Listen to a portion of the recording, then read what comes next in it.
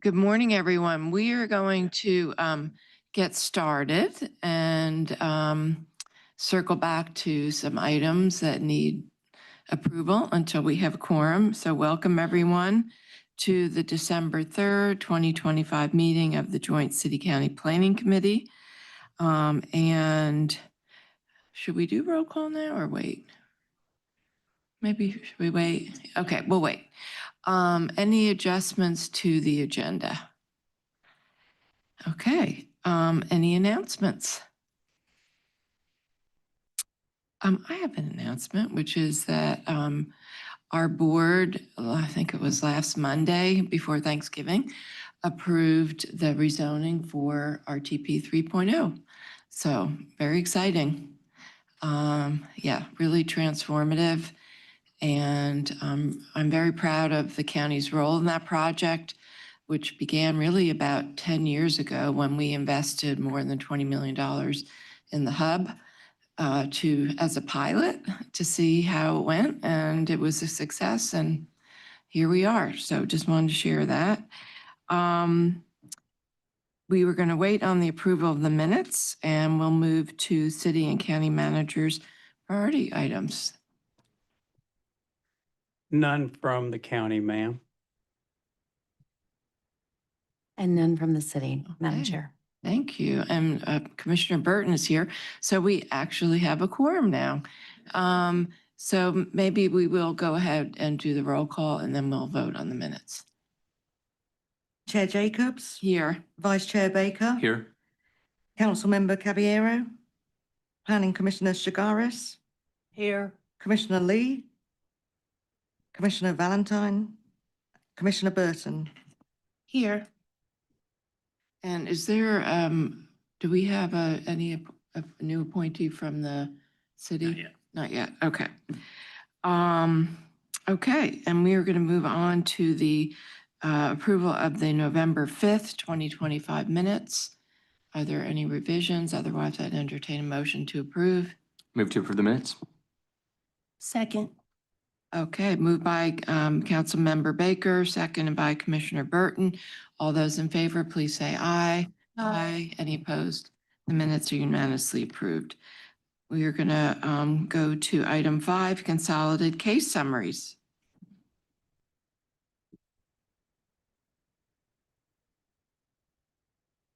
Morning, Madam Chair, Vice Chair, and members of the committee. Before I begin, I'd like to first introduce Javar Jones, the newest member of our growth management team, and he will be the one taking over presenting these items to you the next time they come up in March. Javar is a native North Carolinian, born and raised in Winston-Salem. He is a proud graduate of Wake Forest University, though why he's proud of that, I can't really ponder. He has a degree in politics and international affairs. Javar began working in our department in March of 2024, and last month came over to the growth management team as our newest planner. So just want to introduce him and let you know that you'll be seeing him at least on a quarterly basis going forward for these cases.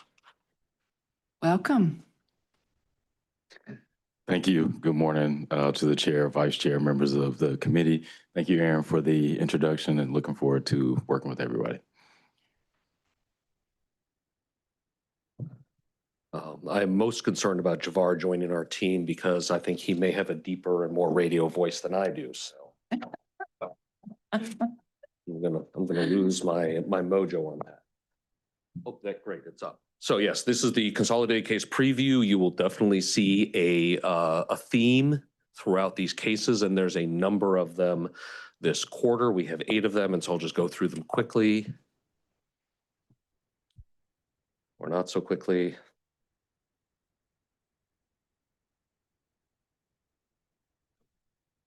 Well, there's. There you go. Okay. First one is Thompson Village. This is currently zoned RS20. It is going to PDR 9.400 for 42 single-family townhouses and detached houses on just over 5 acres. The one thing to note on this application is it is a satellite application, is not currently connected to the city limits, unlike the others that you will see. This is in an area of the county where much of the county residences, many of them are already on city water and sewer. And so there's kind of this large area that's been developed for single family neighborhoods on water and sewer decades ago, but that was not annexed into the city. So that's the reason for the satellite annexation here. The next one is South Point Townhouses off of NC 751, a little bit south of South Point Mall. It is RR to RSM with a textual development plan for about 20 townhouses on a little over 3 acres, about 3¼ acres. It is adjacent to the current city limits. Oh, and all of these are going to be within the urban growth boundary. We don't have any applications this quarter that were not. There we go. The next one is Andrews Chapel Road Townhouses. This one is a request to go from RR to PDR 6.101 for up to 28 townhouses on about 4½ acres. The next one is Oak Grove. This is for RR and RS20 to PDR 7.360 for up to 80 townhouses. We will be making a comment about asking for a different name for this one, or at least an adjusted name. Our concern is that Oak Grove, which people think of Oak Grove Elementary and all of that commercial area to the north, there's going to be some confusion. So we're going to ask them to change the name on this. Page Road Townhouses is for RR to PDR 8.728. for up to 35 townhouses, detached row houses, multiplexes, or apartments on just over 4 acres. Alexan Farrington is RR and RS20 to PDR 11.656 for up to 336 multifamily units on about 15 acres. This is in the area of Farrington, closer to the interchange with I-40. Courtyards at Leesville, you've seen this before. There's been at least one previous, if not 2 previous applications. We've had several pre-subs from various interested parties on this parcel.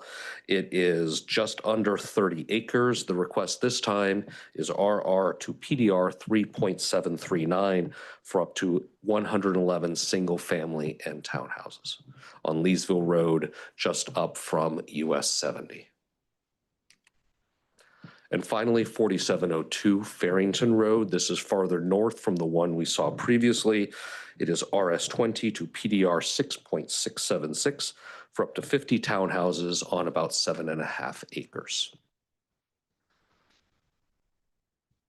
That's it. If you have any questions. Well, thank you so much, Scott. Yeah, I think it's really great to see this because this is exactly what we're trying to achieve with the urban growth boundary and the comprehensive plan to see denser development. This is in a way type of infill and creating more housing, different types of housing, more hopefully low-cost housing with townhomes.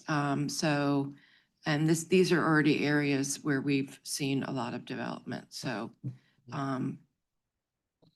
thank you. And I've never heard that comment, the connotation satellite annexation. Sure. So a satellite annexation is when it's an asking for an annexation that's not currently attached to any existing city limits. It would kind of be out there on an island, or as we call it, a satellite. Okay, but it's connected to the existing infrastructure that would be the request here, is to connect to existing city water and sewer that is currently serving county jurisdiction homes, but they need to annex in order nowadays, in today's current policies, they need to annex in order to be able to access the city infrastructure. But it is still within the urban growth boundary. It is definitely still within the urban growth That's, I boundary. think, the key thing. So thank you. Yes. Yeah. I think it was pretty clear probably to most people what the theme was that you were referring to here, which is most of these were between 3 to 10 acres in size, so much smaller than some of these giant sprawl cases that we've been seeing, except for the 30-acre one. Right. And townhouses, right? Lots of townhouses. Lots of townhouses. So I think that as we have run out of these large parcels of land, particularly in Southeast Durham, where there's a lot of demand for growth, and we start looking at the pieces that are being filled in, I do think that thinking about these parcels in the context of the immediate land around them and the development that is existing or there's potential for that development is going to be important. And also, as we look at our goals, thinking about how do we weave in, how do we create a livable and affordable city and weave in commercial, neighborhood-oriented commercial uses, public spaces into the fabric of our city and our community. I think that's going to be even more important than ever. So, you know, I do think that it's hard to even look at a case that's 3 acres, 5 acres, 10 acres without like looking at all of the area around it. What are we creating over time, piece by piece?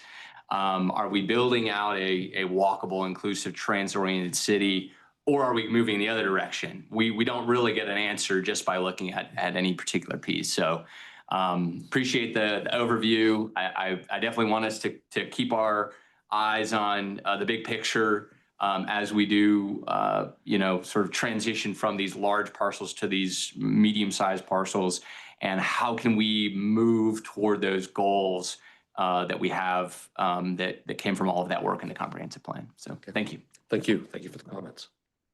Thank you. So we will move on to item 6, new UDO plan developments, administrative content and mapping. Robin Schultz.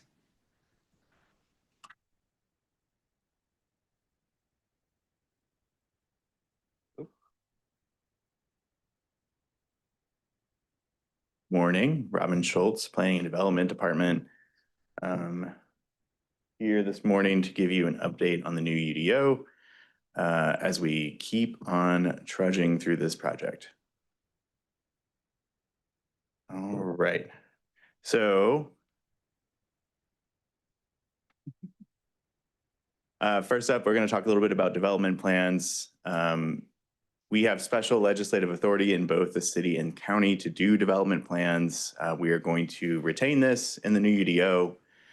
So anytime an applicant wishes to apply for a rezoning, they can include proffered commitments through a development plan in both the city and county. That is not changing. We have had that legislative authority for over 4 decades, which is to say that many development plans you're fine. have you know, failed to materialize on the ground, whether that's due to market conditions or what have you, right? Many of which do not, from the 70s and 80s, maybe don't match the development patterns that we actually want to see or have been outlined in the comprehensive plan, right? So we're proposing a sunset date, essentially of January 1, 2015. So any development plan that was submitted after that date would remain, so for the past 10 years, so that we make sure that we keep those development plans that we have gotten a lot of recent feedback from and that you all have recently approved as members of the governing bodies. Additionally, we've done a preliminary analysis and found that going back to 2015 ensures that we will keep all of the affordable units and the contributions to Durham Public Schools and the Affordable Housing Fund. So that's sort of where that date comes from. Essentially, we're just trying to match development outcomes with the comprehensive plan. And so by designing mixed-use districts and other zoning districts more, which align a little bit better than the suburban style development that was, you know, pretty prevalent in the 70s, 80s, 90s. hoping to move past some of those and move more towards those goals that are outlined in the comp plan. Additionally, we're going to have what's known as the Plan Development District.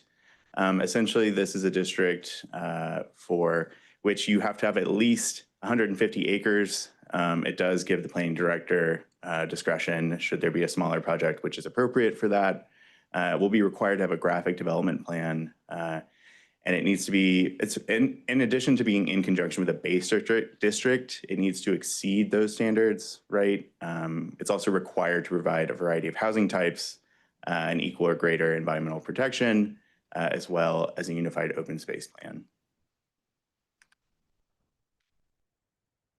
Some of the other administrative articles that were included with your packet were Article 1, which is our introduction, just sort of going over our authority to do zoning.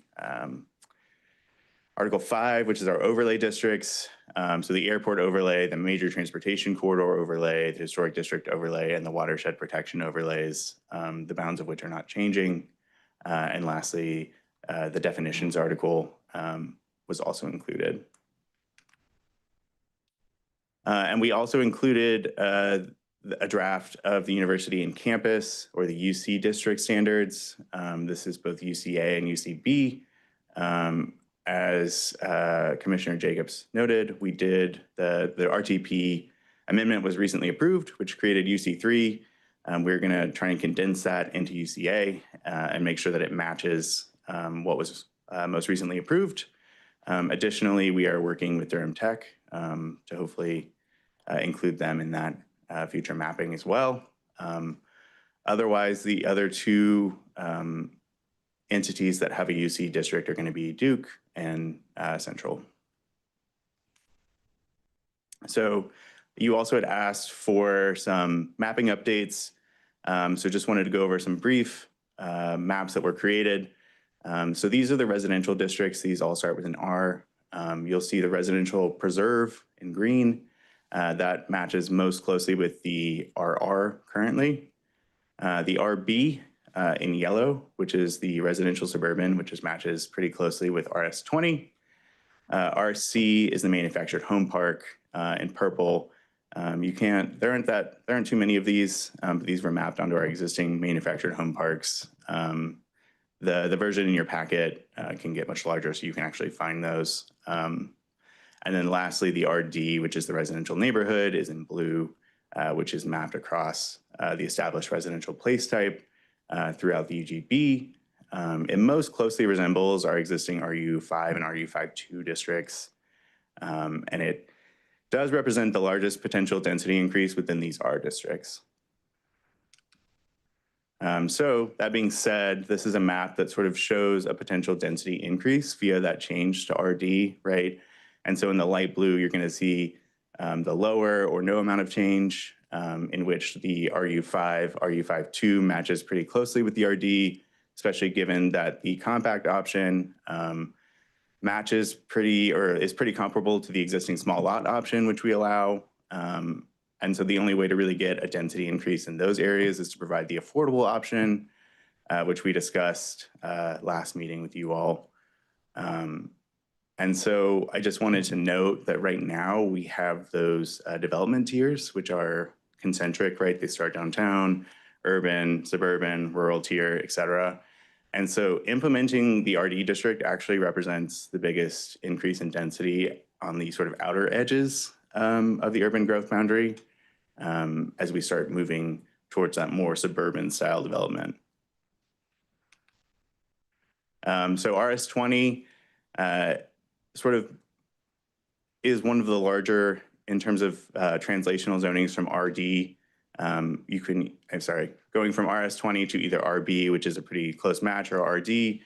RB is roughly 2 units per acre, so not very dense. And RD at the base is roughly 8 units per acre.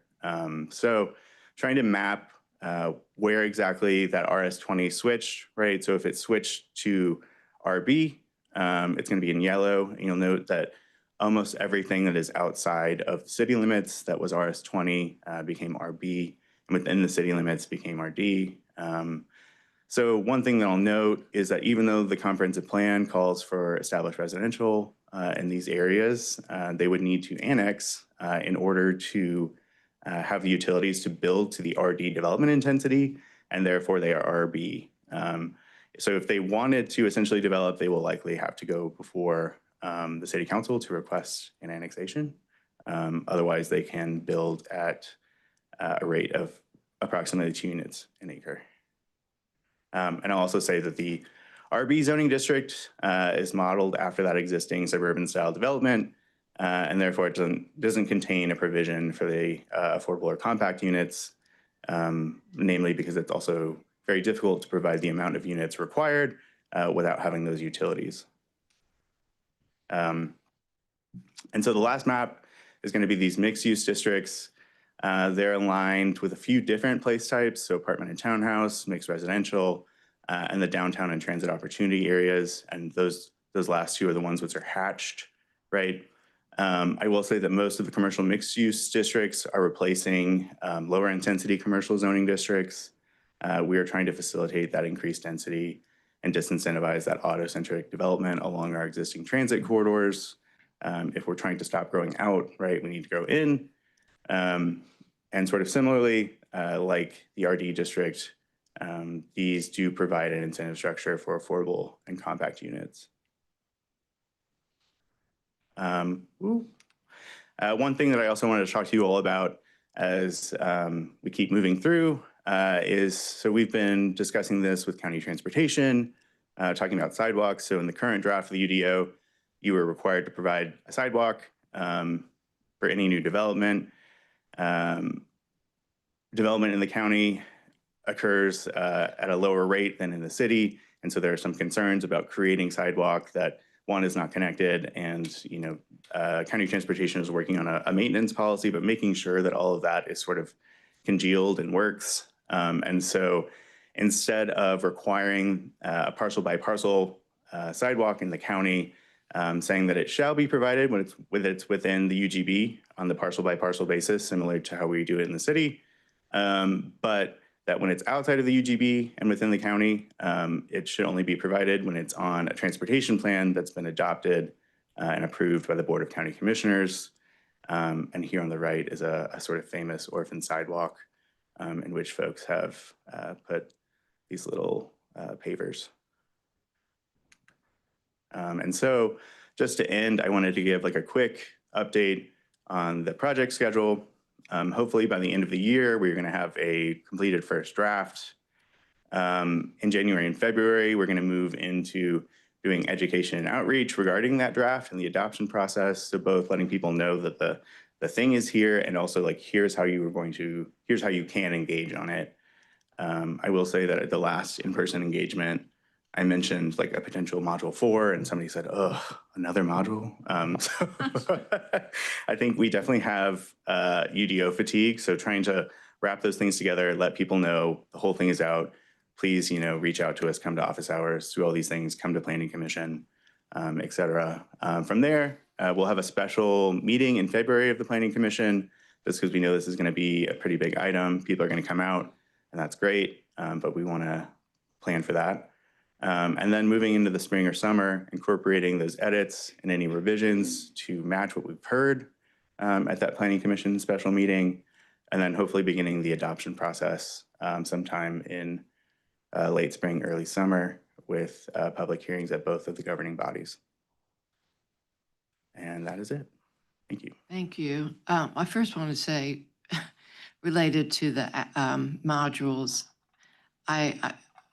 you all have outdone yourselves on the community engagement. And so, I mean, I can understand how people are feeling at this point. It has been a very long, very, very deliberate outreach to the community. Really appreciate it. It's excited to see the timeline here, which we know we need to get this done before July, by the end of the, before, I guess, the beginning of June. And also just related to the idea of doing a joint meeting, we did do that for adoption of the comprehensive plan. I thought that was a great process, having our bodies together for that. So I definitely think that's a great idea. Obviously, there'll be presentations separately to each board, but having a joint public hearing at the end and adoption would be awesome. Yes, Sarah? Yeah, we've been talking internally about that approach. We think it worked well to have a joint public hearing. That way, the public doesn't have to come twice to say the Yes, same thing, and you all hear exactly. it together. And then each body has a chance to deliberate and adopt separately. I think that's what we did before. Yeah, absolutely. And there's always confusion anyway, about what is county, city, and this way it makes it easier for our residents. So there are a number of things in here that you're asking us all for feedback around. And so I want to make sure that we do that and that we have time for everybody to kind of dig in a little bit and ask questions and things like that. And I just want to recognize City Council Member Caballero here. Also, I did have a request from Commissioner Valentine for excused absence. Just to clarify, do we do excused absences? I don't remember. Do we do? Yeah. Yeah, okay. So, yes. Good morning, everyone. Apologies for being late. We have, I mean, there's not like a Yeah. official policy, just- but it's yeah. something we've granted folks. And they're reflected in the minutes. Mhm. Yep. No, she's shaking her head, Joey. Yeah. Oh, yeah. Yeah, because I recall that we don't reflect them in the minutes, right? Okay, so they're not reflected in the minutes, but we can still go ahead and do it. So I would entertain a motion. Yes. Can I add Councilmember Kopak to that? Oh, okay, so he has been assigned to this. Yes, Councilmember Kopak is the other standing member and Councilmember Burris is the alternate. Okay, okay. So I would entertain a motion to excuse Commissioners Lee and Valentine and Councilmember Kopak. So moved. Second. Okay, moved by Councilmember Baker, seconded by Mayor Pro Tem Caballero. All those in favor, please say aye. Aye. Any opposed? And that's unanimous. So just going back to some of the things that were raised, one was about development plans and whether the recommended date for sunset date, January 1st, 2015. Just wanted to hear feedback from everyone on this or anybody. Any comments related to this recommendation? I think for me, I just have to put trust that you guys did a lot of analysis. 2015 seems reasonable. I would just want to know from you that you feel very confident that prior to 2015, what we have on the books just isn't worth keeping. I think that's what you're doing. Otherwise, I don't think you would bring this date to us. We obviously don't have a full list of everything that's been done before and after, but yeah, I think if you believe that 2015 is the right cutoff date, then that's probably something that I would be comfortable with. I will, just change that pronoun to we because that scares me a little bit to say you. That was a decision that we all made. But I did look through hundreds, if not thousands of D plans over the past few weeks. So I do feel confident. We do feel confident that that will get us all of the proffers as they relate to affordable housing, both the provision of units and the contributions. But additionally, I think that there are a lot of development plans pre-2015 that have not seen any movement, and I don't expect those to see movement. However, I will say that once we go out and engage on this portion, we might hear from residents around certain D plans, et cetera, that they feel strongly about. And I think that's something that we'll definitely have to consider. I will say I did not go through all of them from the 1970s to now, but I did go until like 2009. So should there be others, this is definitely something that we're willing to consider. But I do feel confident that this gets at those proffers that we're really getting right now as far as like affordable housing and density. And Bo has something to say. Bo Brinsky, I think what Robin was getting at, and I want to make sure that you all here, as we engage on the map, we'll hear that feedback, and that feedback presents you all the opportunity, or you have the opportunity, the map that you adopt, right?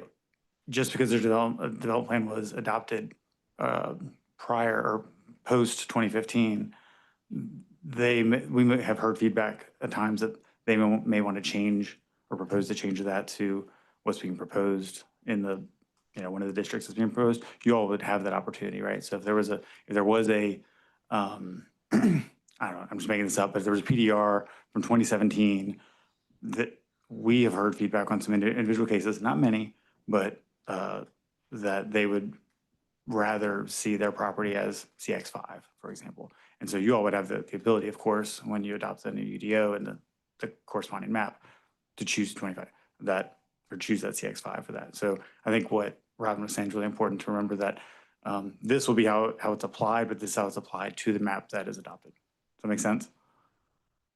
Like there's opportunity for, cherry picking here and there, one way or the other. Thank you. And I'll just say, I support this, with governing, we have to come up with, standards or policies. They may not be perfect, but, that's part of what we have to do. And I appreciate that, the criteria that you all have used, and this makes sense to me. So thank you. Also, just wanted to hear any feedback around this new concept of a planned development district. I thought that was really interesting, related to minimum size of 150 acres, and also the opportunity to include things that are in the comprehensive plan, priorities such as mix of housing types and environmental protection, open space. One thing I was trying to understand is, and I think this gets at some of the concerns there have been about really large developments that have come before the city council. It seems like this will give the opportunity, and also with the graphic development plan too. That goes back to my early days, like 2005 on the planning commission, when we had graphic plans. So one thing I was trying to understand is, will this be required for large, greenfield developments? Yeah, Basically. I don't know that we can require this, but I Okay. do think that having it within the ordinance provides the leverage for you all once it comes to you to say, oh, this is greater than 150 acres. Why did you not choose to do the planned development district? Which then puts it on the applicant to have to explain Okay. that to you all. Okay, so it becomes a tool, which would be for the city council, because anything of this size will be a rezoning. I just think that's really important, because we talked about this at our last meeting, that there will continue to be rezonings. And especially when you look at the map and you see where the current city limit is and where the urban growth boundary is, that's where a lot of the greenfield development is going to be, where a lot of the large areas are left, and those will come before the city council. They will be rezonings. Just think it's really important our community understands that. So you're seeing this as a new tool. So I just want to open that up for any comments, feedback. Yeah. So there's the, let's see, basically 150 acres minimum, but then or we can also go lower to a lower number of acres. So the 150 is kind of a symbolic number here. Because at first I was thinking, why such a large number? Because 40 acres is a neighborhood. Would we want to go lower to 50 acres? I mean, I think that's definitely something that we could consider, especially because it's not required. given that direction from you all. But I don't think that we have strong feelings. You have strong feelings? Don't necessarily have strong feelings, may have some more context though. I'm Scott Whiteman from the planning department. So we looked at large, mostly PDRs that have been approved recently, but not completely or even begun their build out yet. And 150 acres was about the threshold where it was hard for the new zoning districts to actually accommodate what was approved. The mix, a lot of the PDRs have a mix of housing types that aren't really specified where they're going to go, and our new zoning districts don't necessarily accommodate that.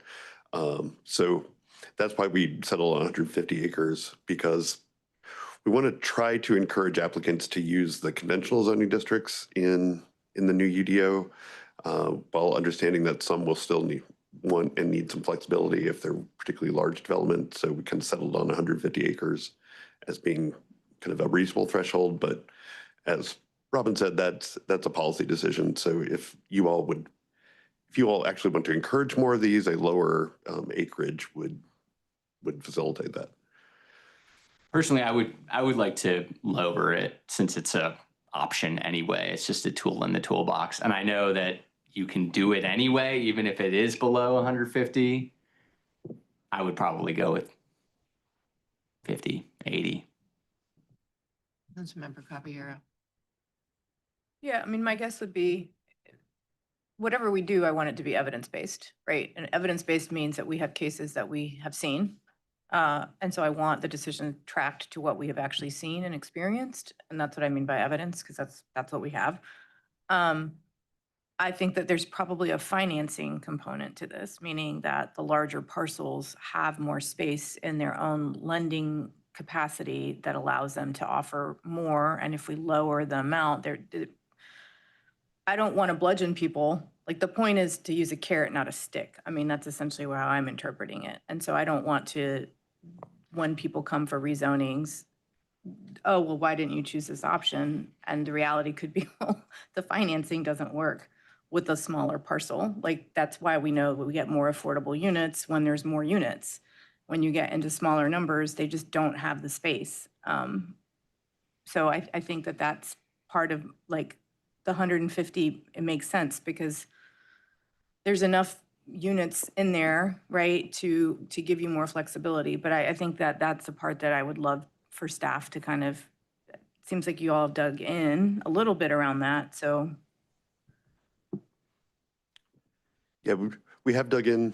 While Robin was looking at development plans, I was looking at the zoning map, looking at all the examples of these. And there's no magic number, but 150 acres was where would seem to be the threshold where it's kind of a big master plan community rather than a small kind of single family townhouse mixed.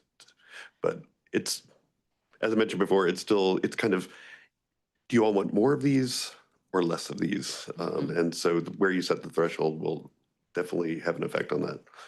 So I'm going to throw out maybe a compromise or something for you to look at, like 100 acres, to take a look and see what, again, because what we're looking here for is just like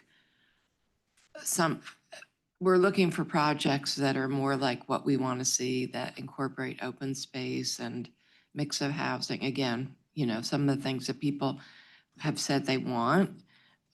So, with the ability to do the higher density now, would that, I'm just throwing that out as something for you all to look at. And because it's going to come up at the city council. Yeah. So one of the things I want to just mention is the ability, which you can see kind of at that last point under C2, the ability to do this for any size comes with a catch of, like, there has to be some community benefit, right? Mhm. So if we lower this too much, my worry is that, and I'm fine with lowering some amount, but as that threshold goes down, then you're going to start to get, it's going to be more challenging, I think, for folks to prove that they can offer some community benefit, right? Which is the only other way that those smaller Right, projects get to do it. Right, yeah, So it's not the district is intended for these large things to basically customize their zoning. The idea is the smaller neighborhoods, right, Yeah. can only customize their zoning if they're giving a community benefit. yeah, And that's harder for smaller projects to do. Right. And so if you keep dropping that threshold, you just keep making it Yeah. harder. right. I think we have to be realistic. As Councilmember Caballero was just about the actual financials. And it may be that you check in with developers, local developers, to see what they think and whether something like 100 would work or that would, yeah. Because we don't want to have the default being that nobody uses it, right? If nobody uses it because it's, then we're not achieving anything. And also, as Robin mentioned, the development plans would still be available for any zoning district, not just the planned district. So there are opportunities for applicants to go above and beyond on any other zoning district if there's a rezoning involved. Any other comments? Okay. All right, then also we proposed the transitional zoning designations. I thought it was interesting. I just want to highlight what was in the memo. Again, this is also really also for our community because of a lot of the kind of fear that's been, I think, there's some, and we're going to have to work on this, right? About making sure that people are really informed about what the UDO revision it means. But I just wanted to clarify, there was a comment in the memo that said for the residential, the RD,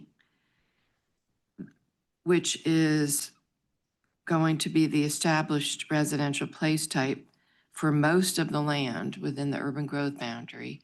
So that would be like when we see all the gray, right? And the blue, that the base lot size will still be 5,000 square feet, not changing. And that the only significant density increase is related to using the affordability option, where 8% of the units will have to be at least 80% AMI or below for a period of 30 years. I just think that's really important to emphasize for our community. That was actually the quote that I had also pulled out. I did have a question. I'm curious about how, I just don't know that much about HOAs. How does the existence of HOAs in the former suburban tier impact kind of the potential upzonings in those areas? Yeah, they definitely can potentially limit that. So essentially, your HOA can say, they can have stronger, like currently right now, we have the ADU allowance that I think a lot of HOAs potentially limit. And so I think there are some other things that HOAs can do because it can be more strict than the ordinance. So they could say, well, actually your minimum lot size is 12,000 square feet. So you don't actually get the RD. So I do actually imagine that a lot of the sort of darker on the outside can't actually get to the density increase via RD because of those covenants.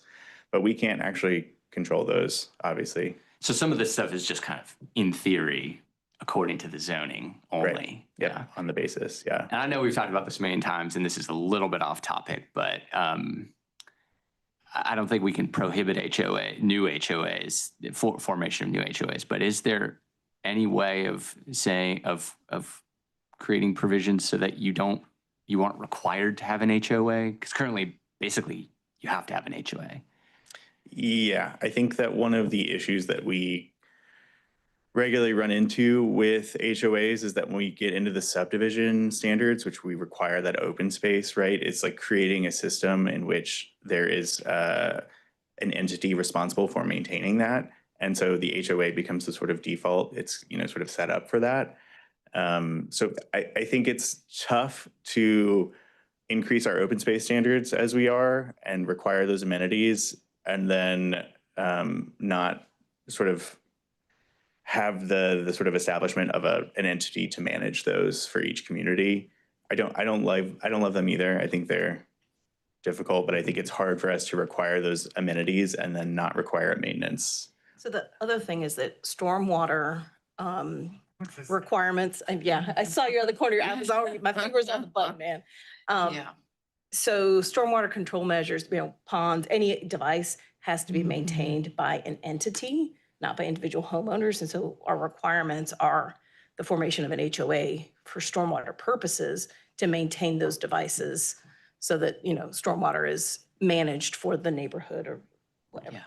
And I'm sorry, I'm staying off topic here, but can you just help me understand kind of, so we have huge amounts of our city now kind of on the outskirts painted in HOAs.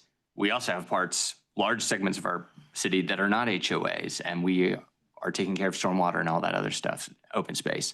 Can you just talk about how those are different, how that works differently? Yeah, I can talk a little bit about stormwater for sure.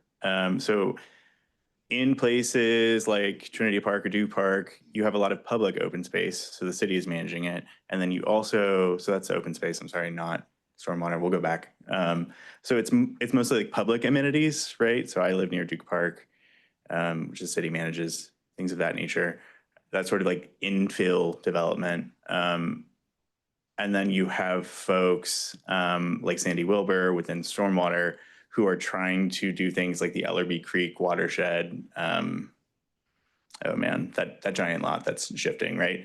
To try and control for all of that stormwater for that existing impervious. So in the infill standards in the urban core, the city is sort of footing the bill for that. And in the suburban standards, for new developments, since those occur at like a larger scale, and we can require the entity to maintain them, that's why that sort of becomes a private issue in which we're saying, okay, so you would like the subdivision, so tell us how you're going to both control your stormwater and maintain it and provide the open space and maintain that as well. So in some ways, as we grow outward, we've created this challenge because now we have the more urban part of our city that is more public. Then we've got, I'm just gonna use the word privatized public goods and kind of like a ring around that. And so if we said, actually moving forward, we want to go back to the old way of doing things, essentially we're saying to our city services, you got to cross this entire ring of HOAs where you're not maintaining anything to get to, the new ring, like a tree ring or something. So we've kind of, at this point, it's kind of difficult to transition away from HOAs. Yeah. That's what we think. Additionally, to do that, we would be sort of requiring folks to dedicate land or donate land to like public parks, et cetera, which is legally a little difficult, right? To say, please give us that. So yeah, I think, yeah, the situation that we are in, and that I think that a lot of municipalities are in the United States is that sort of situation where we find ourselves with privatized amenities and stormwater for that same reason that you just said. Mm-hmm. I have some more questions about the dedication of public space, but I'm not going to ask them here right now. Okay, we'll come back to Yeah. it. Thank you. Councilmember Thank Kabir. you. I mean, I appreciate that conversation, but we also made that philosophical decision when we say we want the developers to pay for a thing, then that we've decided to privatize it. We have done that to ourselves, right? And we hear that constantly from the community and from colleagues all the time. Well, they're doing it, they're causing the development, they should pay for the infrastructure. Why should the public be burdened with paying for it? Well, they paid for it, so now they have to maintain it. And that was a decision that was made long before, right? And I mean, I think it's interesting that now we're finding ourselves in this predicament in this country, whereas in other countries, that's not how it's done. And development is just a thing that people accept, right? It's just what happens when your population grows, and you can't put things in amber and pretend it's never going to change. So I think that we are in some ways, dealing with decisions that have been happening for the last 50+ years around how we're going to do land use in this country and who's going to carry the burden and who gets to decide what around land use and what privileged folks got to be, what did privileged people get to do and how much power were given in land use decisions and who was left out. And now we're having to deal with that. And it's not going to be, to Councilmember Baker's point, it's not going to be easy to undo. I would also add that there's also just the practical part that if the city had to maintain all of the stormwater and all of the open space, that would be paid by taxpayers and it would be very expensive. So there's trade-offs to everything. And I think that's just the practical reality of also why we're asking, why there are the HOAs and the, why it's structured this way. And Kim could probably elaborate more on that issue, right? Yes. I was just going to say, if I'm recalling right, in the new draft of the open space standards, park standards, correct me if I'm wrong, but I think we're moving toward, even if it is going to be maintained by an HOA, it's going to be closer to what our expectations are for what open space and parks would be, correct? Correct. That's correct. Chair Jacobs, I stood up to say exactly what you just said, but since I made that long walk, I want to just add one other thing. Obviously, the expense of all the hundreds and hundreds of stormwater control measures is a big policy decision that would need to be made. And also note that we don't have those stormwater control measures in all of our existing subdivisions, and therefore that's where and I don't want to speak for another department, but that's where we have flooding concerns frequently. And so that's also like Trinity Park, Duke Park, those are obviously great established neighborhoods that have developed space and they don't have HOAs, but they, either have expired covenants and, well, I won't say that those neighborhoods have flooding concerns, but we have those in our existing communities. So I think that's a bit of the trade-off. The other comment I wanted to make that wasn't stormwater related was in regards to the public dedication of the land as a part of the development, we do have that requirement today that they have the ability to pay the fee instead, which is what they're currently doing. We're obviously doing both what Councilmember Baker is saying, where we're trying to better align the open space that they provide and carrying forward the requirement for them to dedicate or pay the fee. So I just wanted to sort those two things. Thank you. Did you want to say something, Sarah? What Bo said. Okay. All right.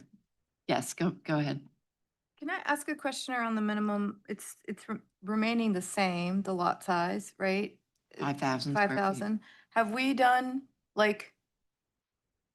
and I'm just thinking about that very first exercise that we did with the consultant many months ago now, where he just showed what can you do with what. I'm assuming somebody did an analysis of what is the standard, if there is one, across the US.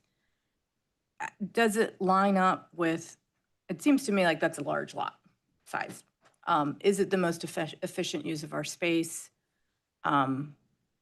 So I'm sure y'all are the professionals, so what did y'all find out? Yeah, I think that it definitely varies. And I think that part of the reason that we're keeping the 5,000 is in some ways to allay some concerns around mass upzoning, right? But it's also to encourage those other two options, right? We actually do want people to use RD2 and RD3. So we are trying in some ways to push the market towards those other options, which hopefully provide some amount of reduced cost for the compact or the actual tenured affordable units. Can you remind me with RD2 and RD3, what is that like? I always say this, I'm like, what does that look like for people like me who have to literally see a thing like Legos, on a lot? Yep. So for RD2, that could look like 4 smaller units, each 1,200 square feet, maybe with a shared drive, potentially. For the RD3 option on a 5,000 square foot lot, at 8% with sorry, 8% of 80% AMI, that's going to be 1 unit. So I imagine one of the things that the consultant showed was essentially like a 2-story sort of quadplex, so 8 units, and one of which of those was affordable. I do imagine that it would probably require like a larger lot to do that.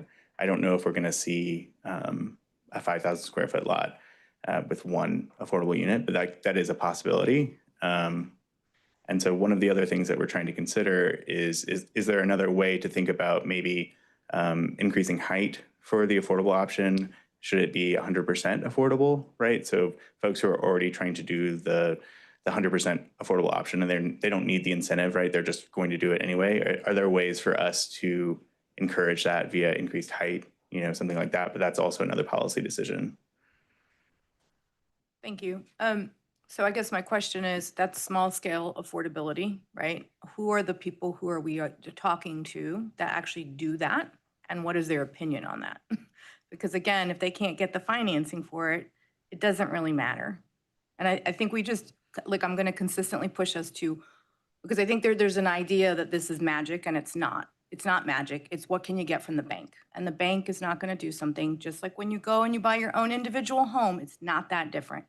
If you're a risk, they're not going to lend to you.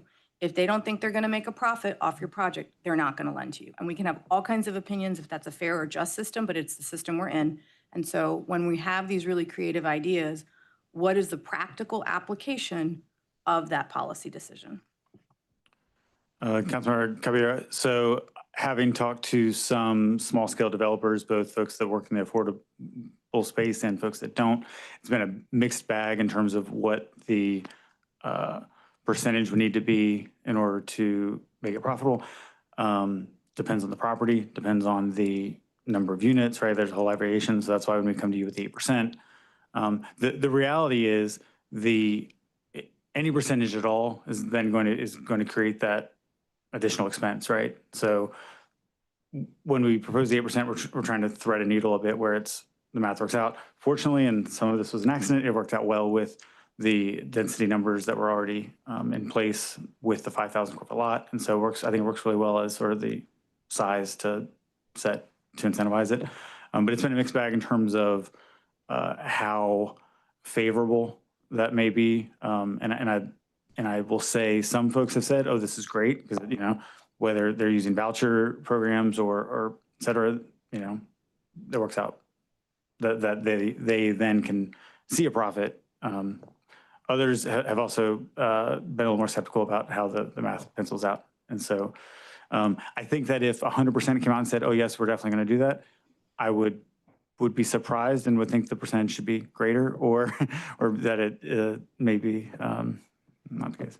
How do we revisit? So like when we passed expanding housing choice a few years ago, there was like an assessment of like, okay, tear downs, we're going to do this X amount. How are we going to, with this, set ourselves up to do that analysis? So 6 months, a year out, no one's taking up on, no one's doing these things. So it means it's not working, in my opinion. How do we fix it then so that we're not stuck, UDOs last forever. We can't put land use policies in that will impact a generation without like not really building the affordability and making the affordability a thing that people really are responsive to. Yeah, because this is an option that will be documented with each approval. It's clear, different development standards based on it. We will be tracking how often it is used, both the RD2, RD3, and the X versions. We have talked quite a bit internally about, there's no sense in putting these things in if they're not going to be used, right? Hence lowering from 15 to 8%. So our expectation is to have some monitoring, because you all will ask, right? The community will ask how many affordable units were created based on these provisions. And so we thoroughly expect to have to report those numbers out. And then have a mechanism, basically a text amendment process, okay, to pivot around that, or to not pivot, but to change what we need to change. Okay. Yeah, I would like to support what Mayor Pro Tem Caballero is saying, that I think we need to be explicit in saying that we will, we will monitor this every year, and after, 5 years or whatever, 2 years, if it's not being used, to come up with some time frame, we will revisit density, affordable housing density bonus to, we'll revisit it or whatever. I think it needs to be like baked in somehow. Thank you. Yes. And to add to what Robin had said earlier about some of the conversation is also due to some of the feedback that we've heard from affordable developers. We don't have it laid out, but obviously in the RD, we are looking at proposing even more flexibility, 50-foot height, and essentially the idea being for 100% affordable, tax credit projects potentially. Just recognizing that one, those are probably only going to come with an assemblage of land, right? Like we're not going to see that on a 5,000 square foot lot. But if there was a developer looking to provide that amount of affordable units in the established residential, which contemplates some amount of multifamily, then we would rather make it easier for them to build those rather than have to go for rezoning to RX5. And so that's something that isn't in the 105 modules that you've seen so far, but that we're continuing to develop. So, and some of that I will say is being stolen from Austin, Texas, but also just it's the reality from talking to people. Okay. I want to bring that guy to Durham. I know, we really need to bring him. I can't remember his name, but that guy? Yeah, yes. I have his card in my wallet. I can tell you his name. I think it's really would be good for us to dig in on these maps a little bit. So this one here, so you can very clearly see kind of where, the black line is where the current city limits are. The red line is the urban growth boundary. So we can see like, these are the future growth areas, and these are the areas where there will be rezonings coming to the city council. And I do think it really does make sense that those are the areas that have lesser density because they're kind of contiguous to what's going to be more the rural areas. I mean, I think that really makes sense. I was curious, like the most northern little piece there that kind of sticks up, it's in gray. Why is that showing a very high density and that tip there? When I looked at it, that like jumped out at me like, okay, why is it showing up as dark blue there? Burn. Oh, okay. So for existing PDRs that were Yeah. already built out. Yes, okay. They got converted to RD, so but as per Councilmember Baker's point Yeah. earlier, it's probably got covenants and things that it's Okay, probably not going to that turn into totally makes Amsterdam sense. overnight. Yeah, okay, that totally makes sense. Okay. Does anyone else have any comments or questions? Yes, go ahead. How is all of the rezoning going to be affected or communicated concerning the new state rule about voluntary agricultural districts not being allowed to be rezoned without a special hearing? And are the VADs in the whole county and the city mapped out somewhere? They are mapped. And that's something that I would talk to Sherry Scully about as well. We are going to the Farmland Protection Advisory Board again in January, and we'll make sure that any of the administrative section which deals with rezonings and agriculture is in line with any recently passed legislation, but we are working with them. Okay, I don't know how many of the people that actually have a VAD somewhere out in the county somewhere even know, and just make sure that they're communicated with, hey, you have to have a special hearing. I guess that law went into effect December 1st, 2025. And that's for them to get a rezoning? No, it doesn't allow a rezon. My understanding is it doesn't allow a rezoning if you are already a VAD without a special hearing. Gotcha. I don't know anything about that. Okay. It was covered, I took an online class with the UNC School of Government, and it was covered as one of the new state laws that was passed about concerning communication or not allowing a rezoning of a VAD without either a special hearing, and I don't know, who the decision-making body is of that, but I know they're sprinkled everywhere throughout the county and and the city part of the county. Right. So. Okay. Well, I'm- thanks for I'm bringing that not to sure our about the attention. details and the communication with the people that have the VADs and all that. Mm-hmm. And, or there's going to be, if you're going to have a whole big district out there in the county and it's all going to be one color, but there's going to be little dots everywhere of the VADs. I don't know. Hopefully that will still be covered because most of the county, the unincorporated areas will be the RA, Mhm. right? Yep, we'll take a look and make sure that. Okay. Yeah, make sure, whatever part of the new UDO is going to be that, you don't put something in that goes against that new rule. Yeah, thank you. Any other comments or questions about this map? I just want to make sure that people have a chance to weigh in on I think these maps are important. One final thing I want to say is I was glad to see the protection of, or the intent to protect mobile home parks. I thought that was really important. I appreciate that. I'm sorry, what did you just say? Protection of mobile home parks. Oh, okay, yeah. Yes, go ahead. So I just found that legislation, it is not about rezoning, it is about condemnation of farmland, and that requires a special hearing. So it's not a zoning issue. Okay. I'm gonna go into the next map. Okay, mixed use districts. So just to clarify, downtown will become the MX20, is that correct? Yeah, so Basically, downtown, in the sort of core of downtown is CX20, and then there's like CX8 that's sort of. CX20, okay. So it's mostly CX8 and CX20 downtown. Okay. And there will no longer be the downtown design district. Correct. Things like that go away. Okay. I think one issue I would love to hear staff talk about this is what's happened with Northgate Mall.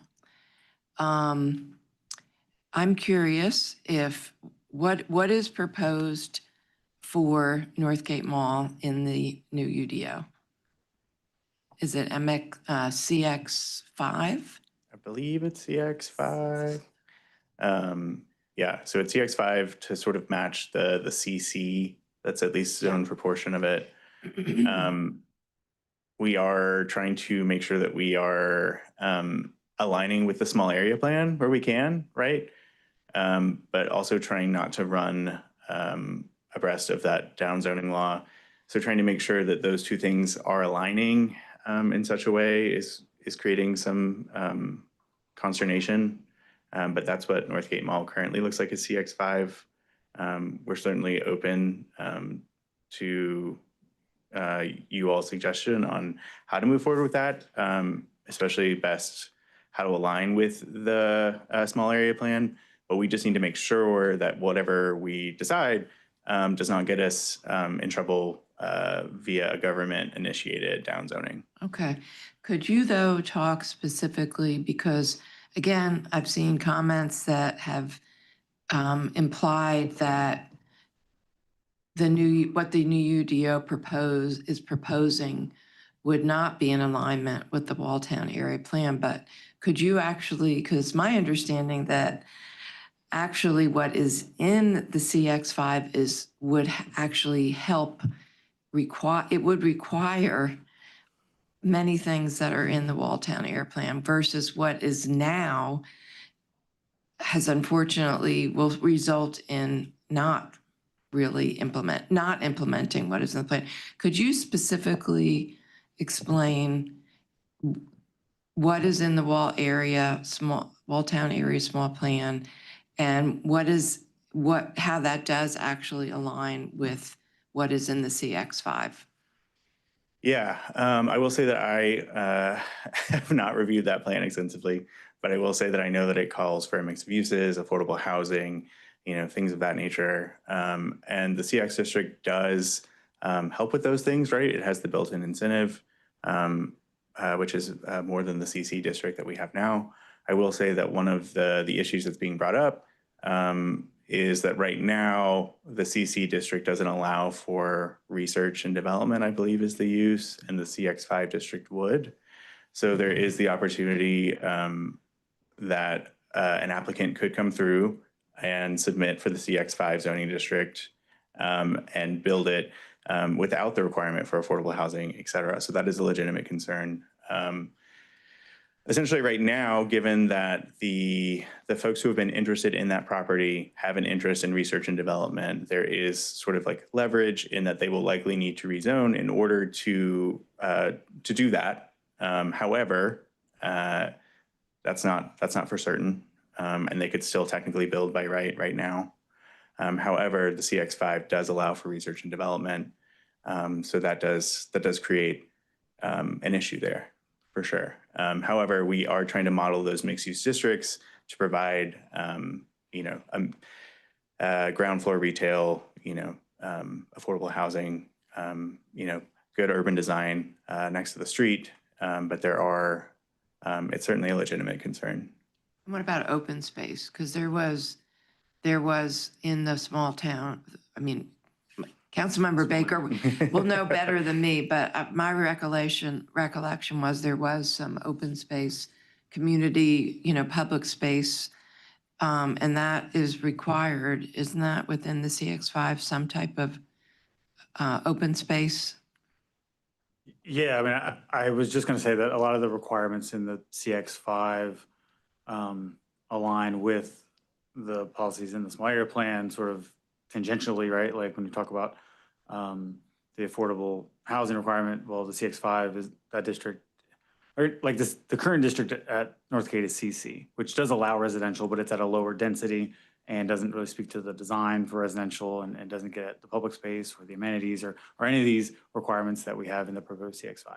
And so there's a whole lot of, or there's better alignment with the district, the CX5 district than obviously the district today in terms of the small area plan. The same is true with the public space, the green space. I mean, all of those requirements are better aligned in the CX5 than in the CC today. Some of that is simply because the CC is an old planned district from before that there wasn't a plan on this property and it was translated over. And so there's very, little requirements. And so, and also just clarify, what is being now proposed by the owner would not be allowed under the CX5. Is that correct? Am I interpreting that correctly? The way that they are planning, the portion they're planning to develop, kind of the big box residential, would that be allowed under CX5? So two caveats. One, I have not reviewed their site plan under the code in like a full way. So there's probably a lot of things that would need to change that I would forget.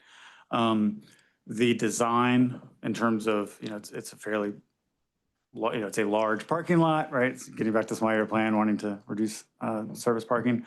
It is not as pedestrian friendly in terms of it being built along the street, which those requirements would not be met. In terms of the use itself, the use would be allowed.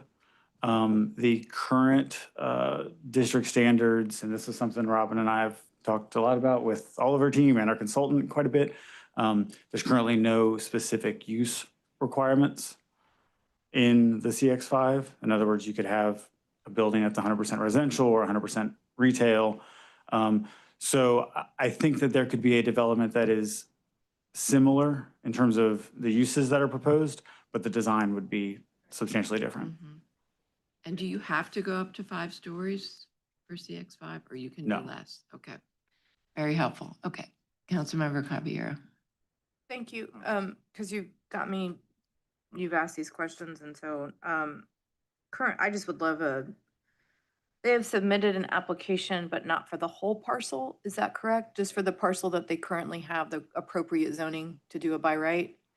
So the zoning is the same for all 42 acres. Okay. They've submitted a site plan for a portion. I think that is based on anticipated sale of the property, but that's, speculation. And is the speculation that they're dividing it so that there is some retention by the current owner? Correct. And that's the part that maybe good Lord, I forgot the name, the research and development part. Mm-hmm. But then the other part, they would just be able to do, and they have submitted for a by right right, correct? I did Yeah, read that. in terms of consistency with the small area plan, which of course is a different topic, but we're here now, right? There's still land available for all these other uses but there's no indication that says they would or wouldn't. But the land would be available. Okay, so I just out of curiosity, and I appreciate the work that's been done on the small area plans, but they're not enforceable. It's the same issue we've had with the comp plan, right? It's not an enforceable thing. The UDO is enforceable. Is there a world where we need to really put a lot of effort and just getting the UDO passed as quickly as possible? Even if it means that the other small area plans, which is Lakewood, and I forgot which other one were the two in your work plan. I am worried that we have other parcels like this, and that folks are gonna do what they're gonna do. It's their property, they have property rights. And we don't have a good enforceable mechanism to prevent the type of land use that we are all, which we already said what we wanted. We said what we wanted in the comp plan. That is where this was litigated, right? I think the UDO is just the rules attached to the vision. And so I think that that is my concern in this moment, is that we have other pretty large parcels in the city that we are at risk of getting things baked in a way that we definitely don't want, and within the vision that was set in the comp plan doesn't align. And we did talk about a timeline at the beginning of the meeting. And so and I guess it seems like it's probably about as fast as we can go, but to get and this is the timeline. So, yeah, I guess the question to staff is, do you feel like there's anything that can accelerate this, or is this about as fast as we can go at this point? So I think this is about as fast as we can go at the current moment, because this timeline here isn't really representative of like a resource issue. It's more the process of the adoption itself that I don't think that we could. Obviously, there's some flexibility here in terms of specific dates that it goes to these hearings that we talked about earlier, but much of the drafting has been done. I think that same with our consultant. Had we, well, yeah, I'll say just where we're at now. I don't think there's a lot more faster. I guess one qualifier I would put there where it says spring, summer, this needs to be done by June 1st. So that's the beginning of summer right there. Mm-hmm. So it really needs to say spring because it really needs to get done by the end of May. So one thing that I know that I've had some conversations with folks, a lot of this depends on how quickly it moves through Planning Commission, which we cannot control, right? So I think that is an appropriate space for electeds to work in that space, because Planning Commission, there's also nothing by ordinance that limits the amount of time that Planning Commission can have with an ordinance or a text amendment. So theoretically, they could continue this for a pretty long time. So if the goal is to get this to the governing bodies so that they can consider adoption before the change of the fiscal year, I do think that that is an issue that you all need to carefully consider. How would that be? I'm just going to say it. I'm done being. We have seen people, this has come up in other communities where people use the UDO rewrite to relitigate things that they didn't like in the comprehensive plan.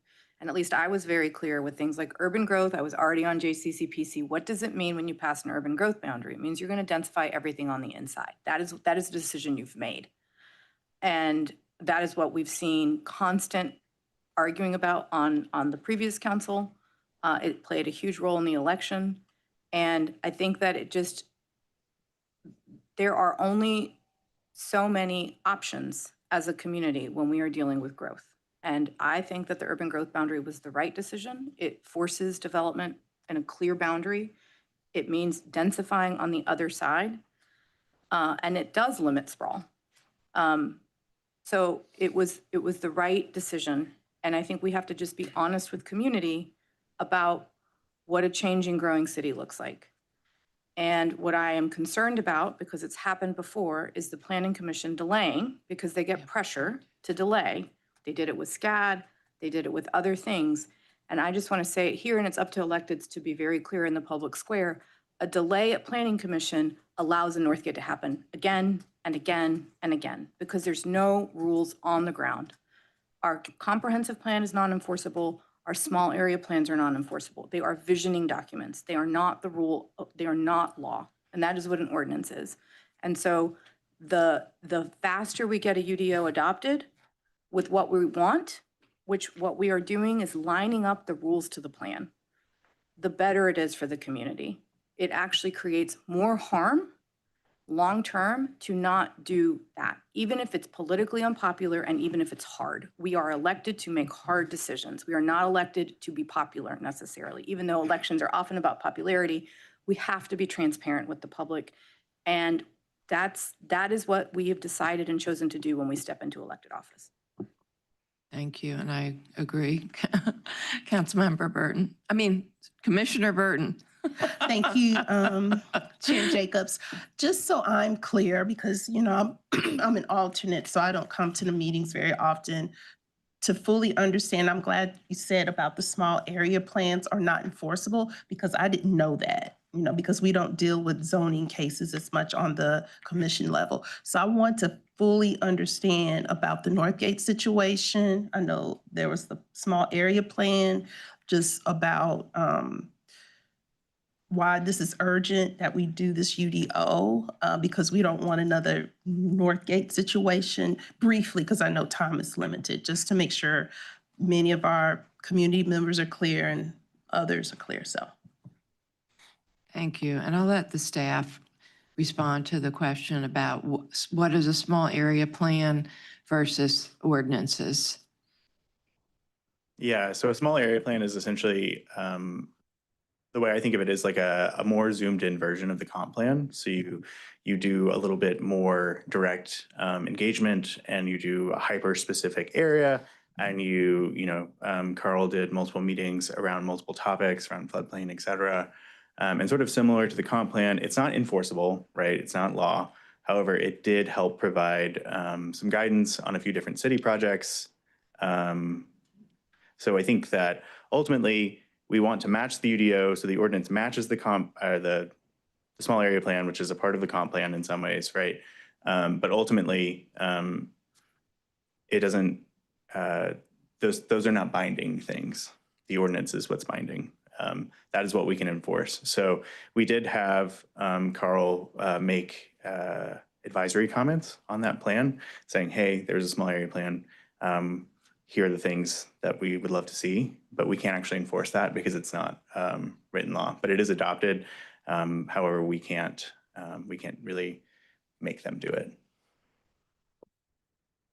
That was very helpful. Thank you so much. Now I understand that's why we need to get this ordinance passed. Yeah, and also I think it's important that we don't mislead the community. The staff engaging with the community on small area plans is very, very important, but we also don't want to mislead them about what they are engaging in and what the results are going to be. Member Baker. Yeah, appreciate the conversation. There are a lot of moving pieces on Northgate Mall right now. I'm happy to have that conversation offline. I think you did a good job of what everybody's wrestling with at the moment. There's even more context, if you can believe it or not, to the situation on Northgate. So happy to have that conversation offline. Small area planning, yeah, not enforceable, but it is a way for the community to be able to set a collective vision for the future of where they live and where they travel and where they work. And is this street that you live on or that you travel on too wide? Why? What can we do? When's the CIP coming up? When is this, what's in the other plans? You know, is there an opportunity site in your neighborhood? Or are there multiple opportunity sites in your neighborhood? What is your collective vision for the future of those, so that people aren't just reacting to things? They also have an opportunity to be proactive in thinking about what the future holds. And it's also a document. You can go to the table, you know, developer comes in, you can say, hey, this is what the community's come up with. How can we work together to make this work and get closer to a collective shared ownership of the way that the world that we live in is shaped. So yes, it's not enforceable unless there are things that are in the EDO that are tied directly to small area plans, which is the case in some places. But yeah, the law of the land is in the UDO, and you know, as we see, you know, some of the stuff in the UDO is even aspirational. You know, we call something mixed use, but you're actually allowed to, you know, mixed use, multiple stories. You can still do just you know, 1 story, all residential or something. I think one of the key benefits of the UDO in most or all places is the design aspect, you know. And one of the key pieces there is you're not going to put the parking in the front, you're going to put it in the back. I think that's one of the really clear, like universally win-win situations with the UDO. But there's still going to be a lot more to adjust as we move forward. There's still going to be a lot more planning that needs to happen. But the UDO is going to, you know, have some, I think, really dramatic improvements to the way that things get built. And then there are still some, I think, some key sites and other things that we need to wrestle with and think about. But, you know, kind of when we think about citywide, that's a major benefit. And I think the ideal world is we get the UDO passed that does really put in place better zoning for some of these key commercial sites in our community, like Northgate, and that in conjunction with the small area plan will help us to have a better outcome. But having the small area plan without the UDO revision is going to result in what we see now. So related to how do we make sure we stay on track? Because we've been working on this since 2020. Is that correct? When we started the when did we start the UD 20? I guess I'm thinking about the comp plan. It was during COVID. When did we start? Yeah, when did you start the comp plan? Yeah. 2019. 2019. Okay. So we've been working on this now for 6 years. Okay. And then the UDO revision started when? 2023? Yes, late 2023, Okay. early 2024. So it'll be 2026, 3 years in terms of adoption. Yeah, we need to get this done. So how do we make sure this stays on track? We don't want this to get delayed through planning commission delays, and, you know, what are your recommendations around that? So under the current ordinance provisions in 3.19.5, the governing bodies could declare this an expedited hearing for this project. That means that when it goes to planning commission cannot delay it. Now those would have to be taken as 2 separate actions, one by each governing body beforehand, before it even goes to planning commission. When is it scheduled to go to planning commission as of now? February. Okay, so in January, we would have to do it as both county commission and city council? Yes. Okay. And then is that a decision that JCCPC can make to say that we would like that to be what happens? As Yes. far as like, we would like this to go as expedited in front of our governing boards? Yes. Okay, well, we need to do that now because it's December. So basically what we need to say is we are directing you to bring to the elected bodies a decision for expedited hearing so that the planning commission cannot delay that when they have their special meeting in February. If planning commission delayed in February to March, how big of a setback is that? It depends on the amount of changes or revisions that would need to be made. I think the biggest challenge is knowing that even when it gets, we're going to have a joint public hearing for city council, county commissioners. I will say that planning that and getting that on the books, like, we need to know now, right? So we're working on trying to calendar all this stuff out. And so depending on how much revision there is, it might be tough. Our choices may be not make those revisions, right? And just proceed because the timeline doesn't fit. Or, it might really just be kind of jamming things, to be honest. The lead time for agenda cycles and knowing that the way it happened with the comprehensive plan, we had the joint public hearing, then each body had a separate meeting. Even in those meetings, there were still deliberations, right? And so we just want to make sure that we're leaving enough space for that to happen. And cutting it real close makes me nervous, I'll be honest. Yeah. Is there any way for the planning commission to see it twice and stay on the timeline? I think we can investigate that. Okay. Yeah, I think. Oh, sorry. I think if there were two special meetings and they weren't terribly far apart, we might be able to do that. I definitely think that's a commitment from the planning commission then to really Have a special meeting. Yeah. So like one in January and then you hear it in February? I mean, that's essentially what we're saying. Huh? I mean, I'm going to say it, I am very concerned around what happened with Northgate Mall. We are setting up ourselves for more failure. I see that as a failure. I do not see that as a success story. And so I think that we just need to be honest with ourselves around, because we are often, it's really frustrating to me that we have a 42-acre site. And this is where we are. And it's prime real estate in our community. Yes. Just when you say around Northgate Mall, the failure, what do you mean? To be perfectly candid, I think we oversold a false bill of goods about what could be delivered on that site to the community. And I think that we drew out an engagement process when we really needed to be brass tacks on what we were going to get. And I think that it's hard, right? Because there's a lot of philosophical conversations on who has power and who doesn't.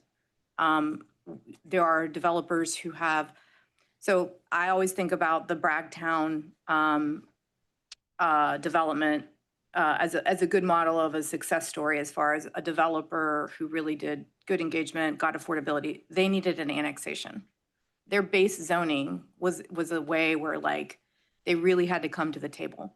Northgate was never going to be in that way because they already had base zoning that was much more flexible. And so we didn't have the same lever there. And so I think that that's the part that we have to be really honest with community about. What is it that they're already allowed to do? Just like you are with your own house, right? It's applicable everywhere.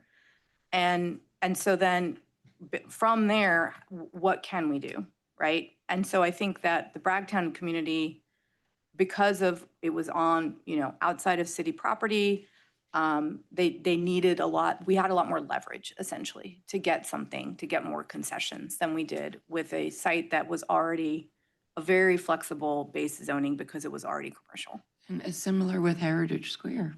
I mean, because the choice was really what was being offered versus what the developer can just do by right. Right?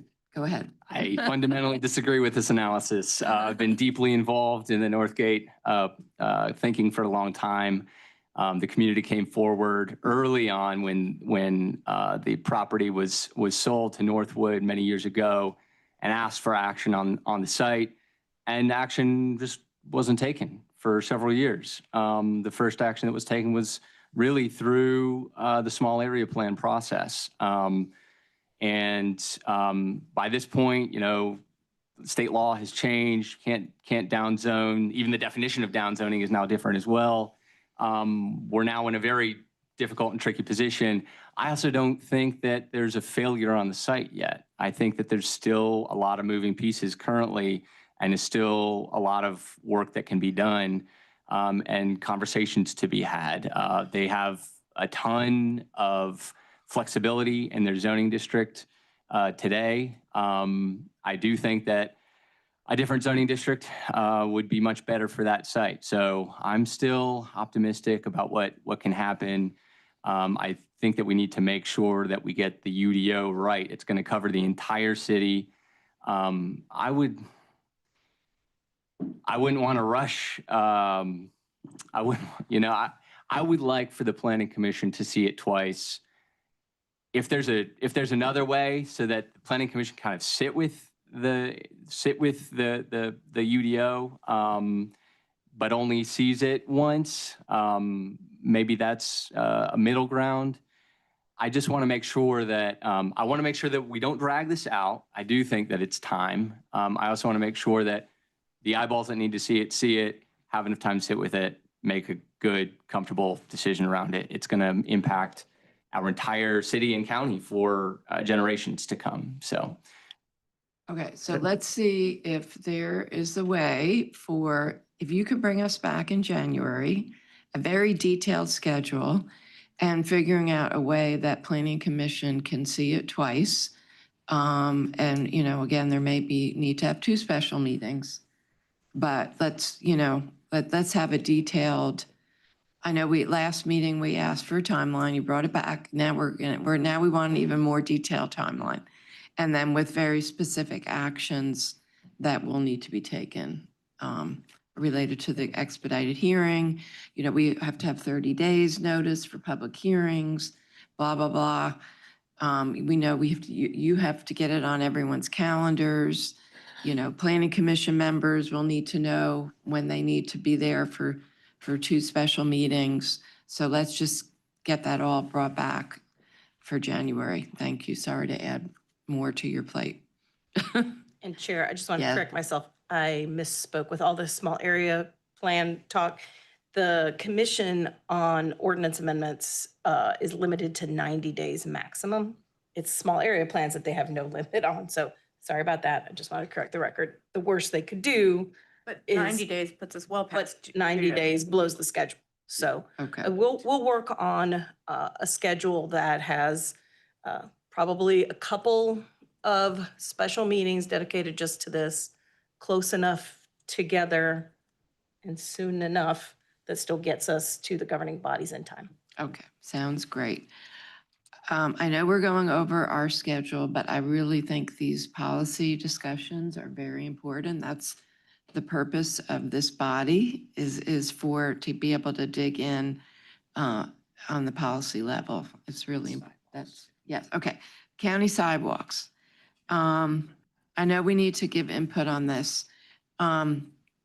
So the alternative that's being proposed makes sense to me.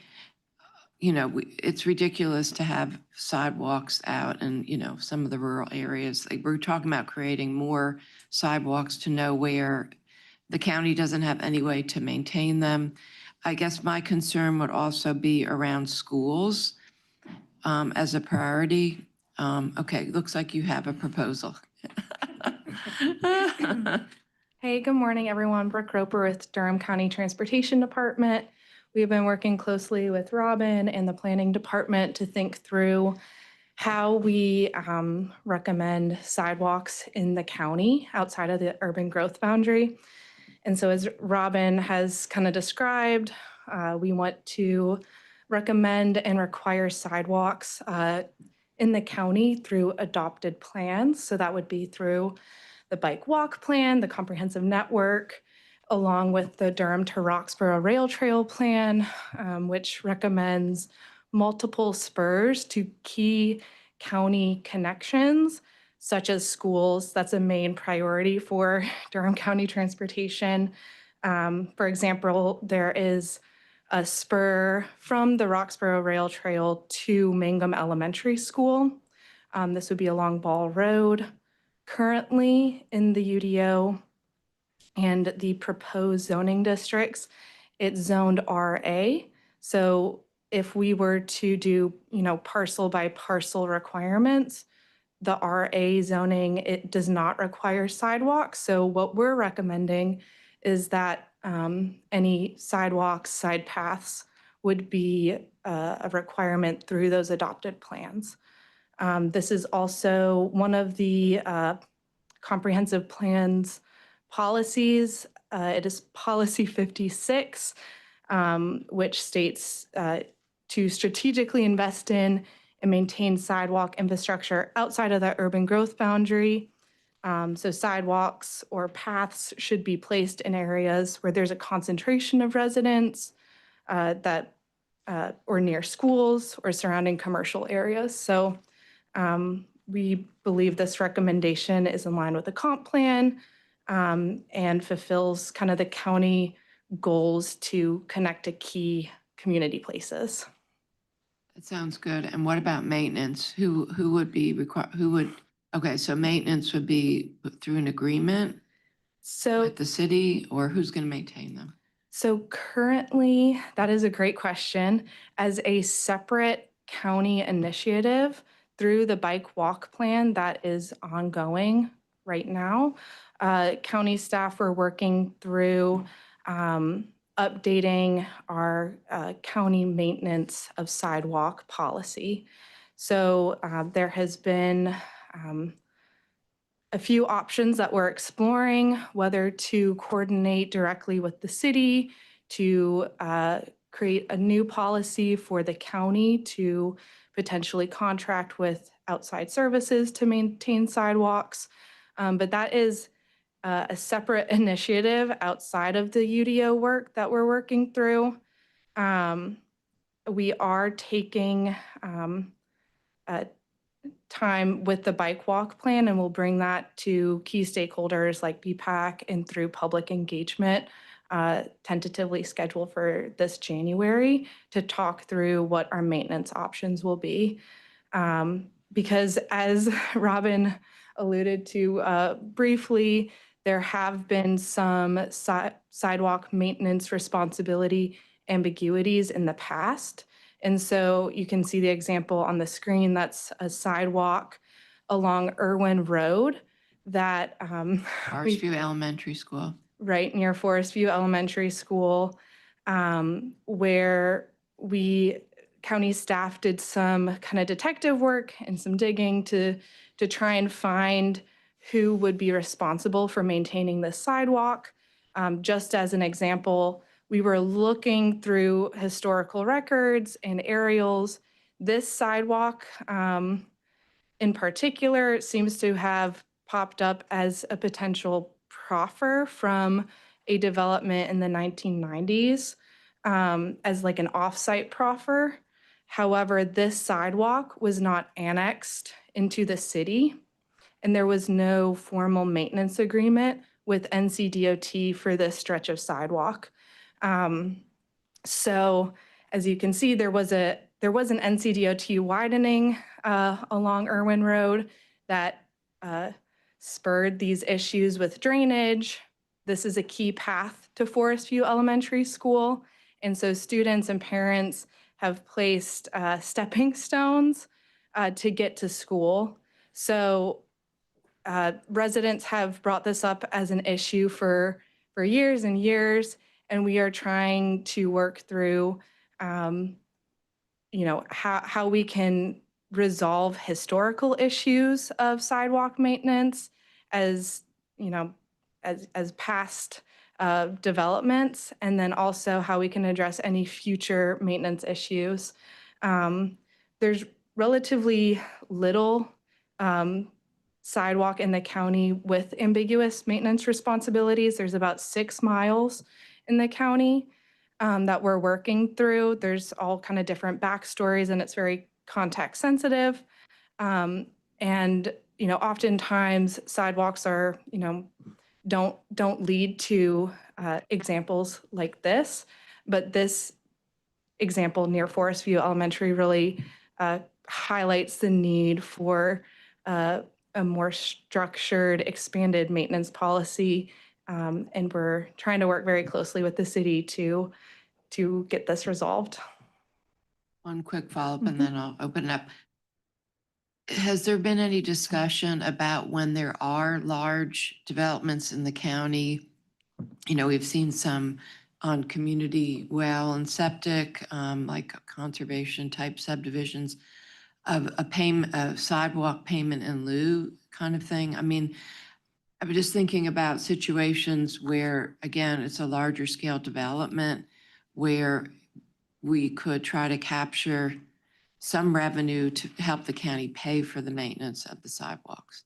Has there been any conversation about that? Yes, Okay. certainly there has been discussions about a county payment in lieu. The city currently has a payment in lieu program set up. As you know, the county does not have this set up. Counties are also not given the same broad authority, so we are trying to look into what the state statutes would allow for that, and it will likely involve close coordination with the city.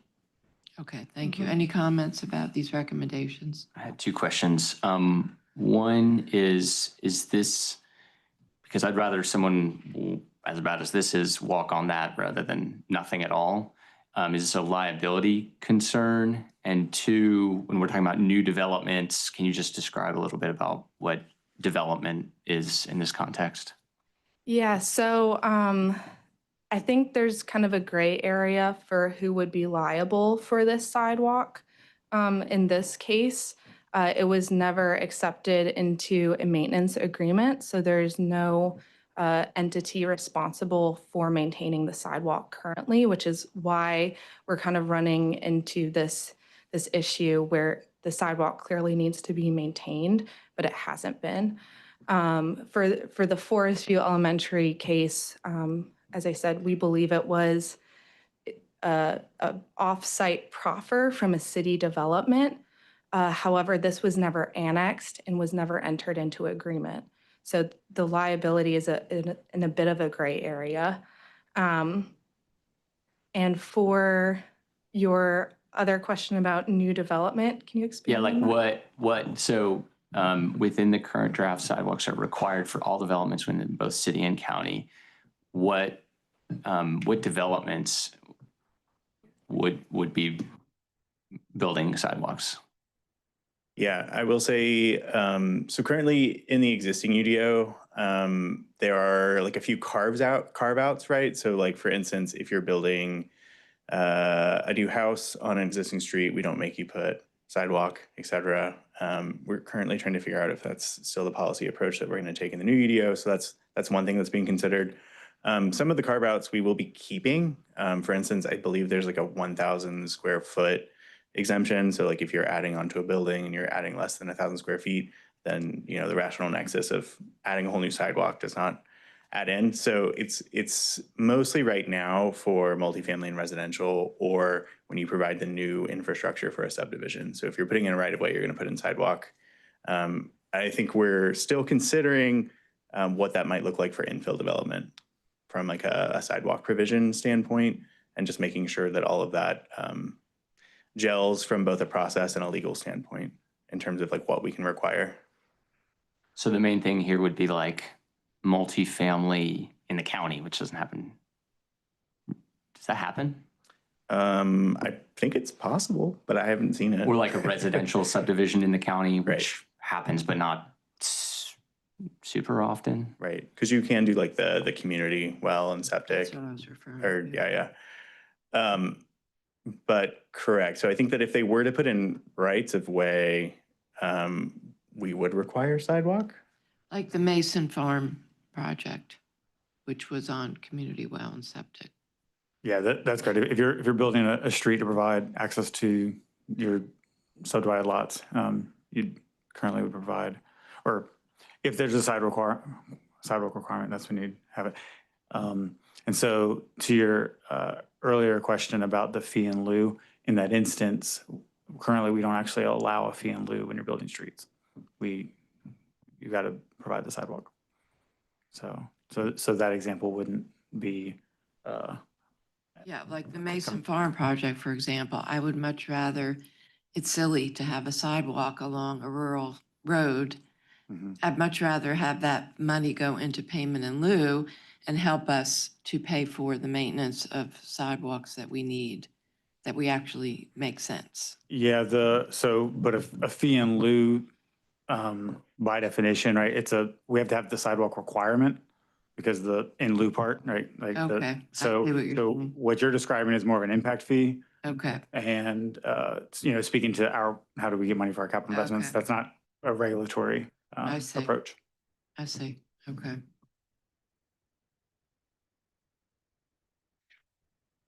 Okay, is everyone okay with what staff is proposing here? Sort of. I need more, I'm just kind of confused, actually. So we're saying yes to sidewalks if it's to connection to schools, but not in any other circumstance? Is that, So if it's in the UGB, then it counts. you got to do it. You gotta do it. If it's outside of the UGB, then it needs to be shown on an adopted plan that's been adopted by the Board of County Commissioners. And most of those are connections to schools, et cetera. So we don't end up with as patchy of a network, because within the city, we're seeing much larger developments, and then we can then pass the bond and connect all the sidewalks. Yeah. Whereas in the county, the development pressure is less, right? So if we do it for every, we'll more likely have more gaps and more issues with orphan sidewalks potentially, right? So outside of the UGB, you only must provide sidewalks when it is on an adopted plan by the Board of County Commissioners. Okay, but currently we have no schools outside the UGB. Yes, we do. Mangum Mangum, Little River, and Little River and Lucas. and Yeah. Lucas. Ah, okay, those are the three. Okay. And then with the rail trail plan, and we're doing the bike ped plan. Okay, so but then it would be, then they will have to do it because it's on a plan. Yes. Got it. Yep. Thank you. Yep. Sorry for talking with my hands. Okay. Sounds good. Thank you all so much. And I think we gave feedback on all of the issues. Is that correct? We're good?